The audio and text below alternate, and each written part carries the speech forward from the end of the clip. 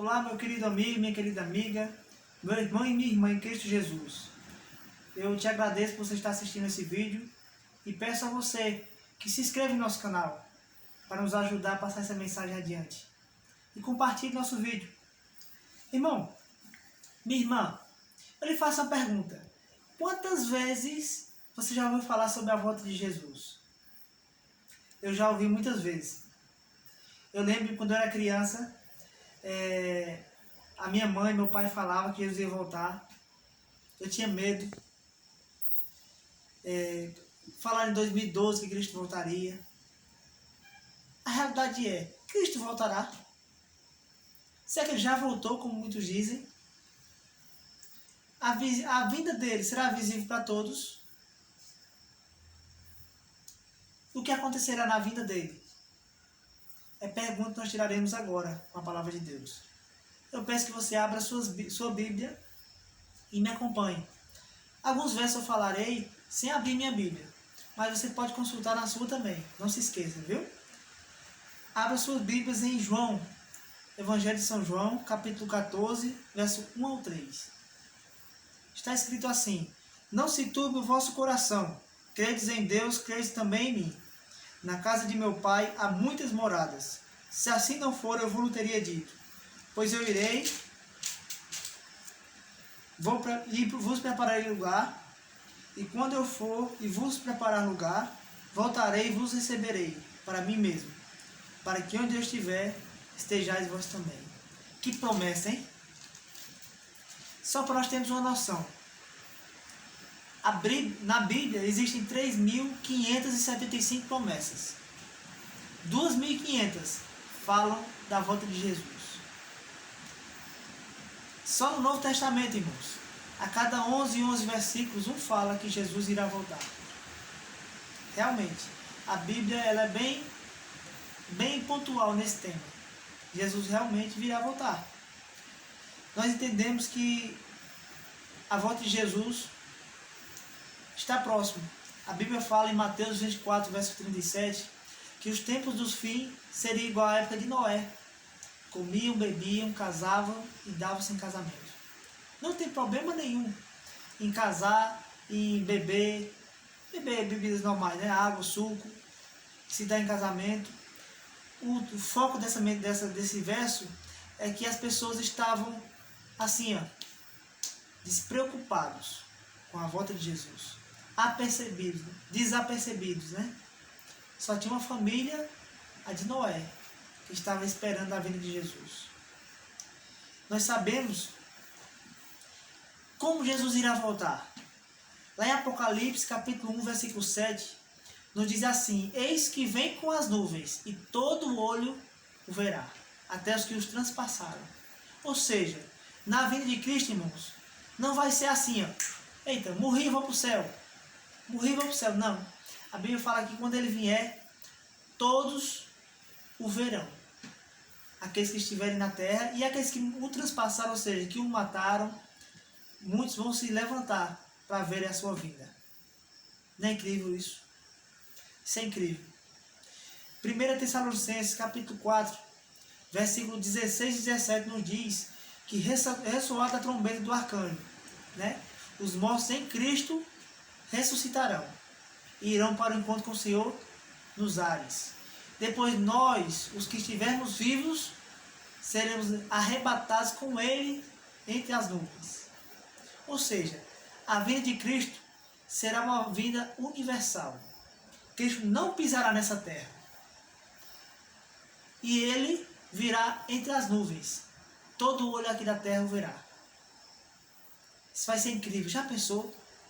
Como será incrível a vinda de Jesus? Todo olho verá.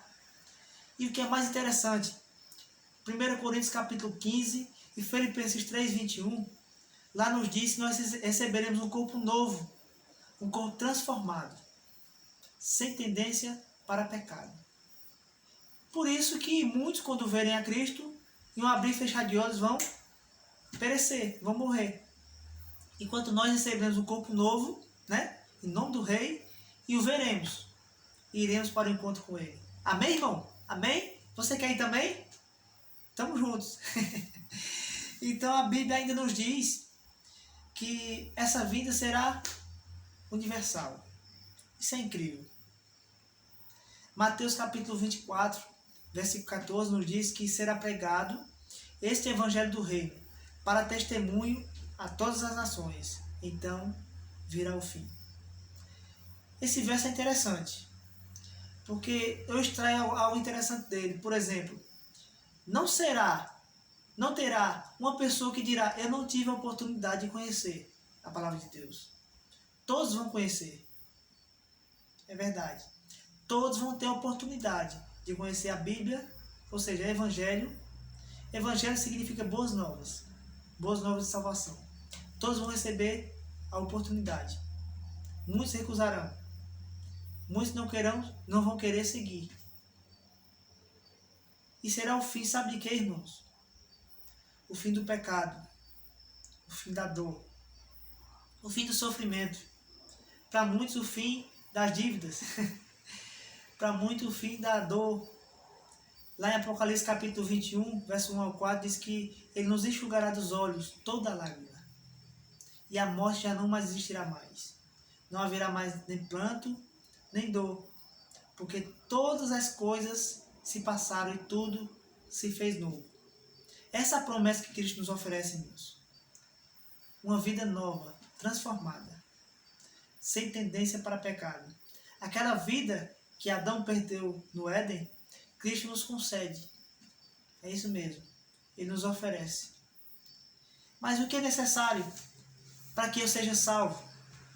Romanos capítulo 8, verso 1 nos responde: porque nenhuma condenação há para os que estão em Cristo Jesus. Por quê? Jesus 14, verso 6 de Evangelho de João nos diz: eu sou o caminho, a verdade e a vida, e ninguém vai ao Pai senão por mim. Irmãos, isso é incrível. Jesus diz que somente Ele é o caminho para nos levar ao céu. Basta nós estarmos do lado dele, estaremos salvos. O maior preço já foi pago. Realmente. E um preço caro, um preço de sangue. Cristo pagou esse preço por mim e por você. Para que um dia nós possamos o chamar verdadeiramente Pai. E o adorar em espírito e em verdade, irmão. É isso aí, meu irmão e minha irmã. Cristo um dia ele virá entre as nuvens ainda. No Evangelho de Pedro, eu convido você a abrir sua Bíblia. Abra a sua Bíblia no Evangelho de São Pedro. 1 Pedro, capítulo 3, verso 3 e 4. Diz assim: tendo em conta, antes de tudo, que nos últimos dias virão escarnecedores com os seus escárnios, andando segundo as próprias paixões, e dizendo: onde está a promessa da tua vinda? Porque desde que os pais dormiram, todas as coisas permanecem como desde o princípio da criação.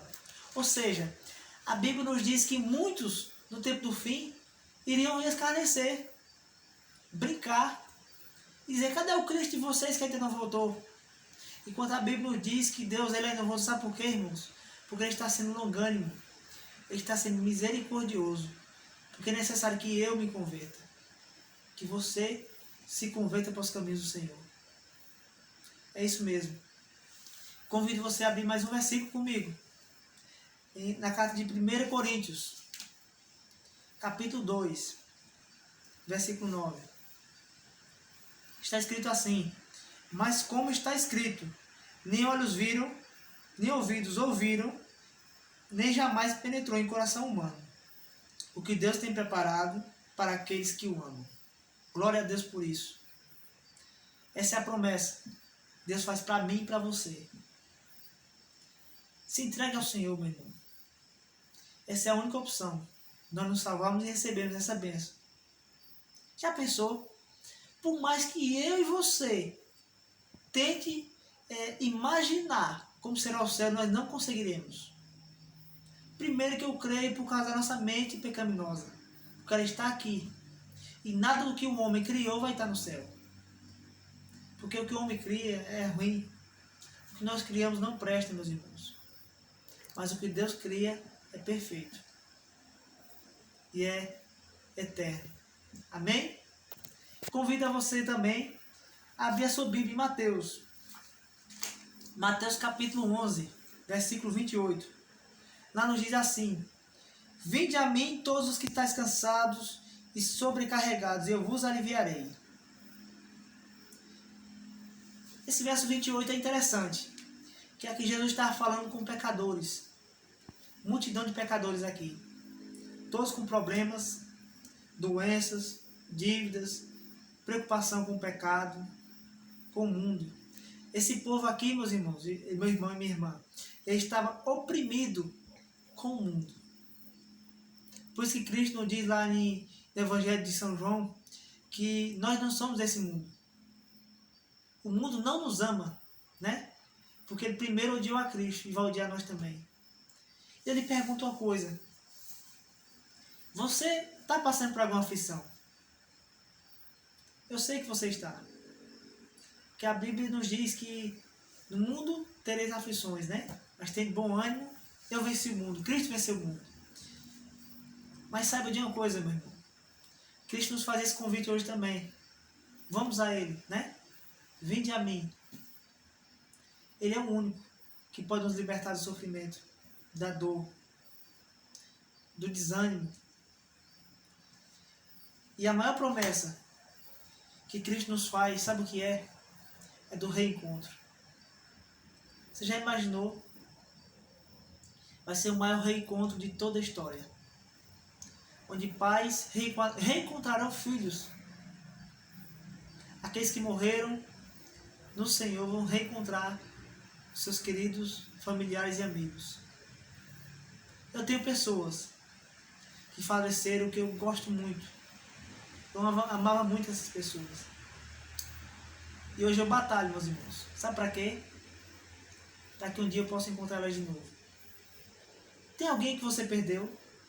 Algum amigo, alguma amiga, algum irmão, um pai, uma mãe?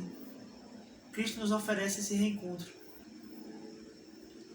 Busque ao Senhor, né? Se entregue a Ele, porque você pode ter esse reencontro mais uma vez.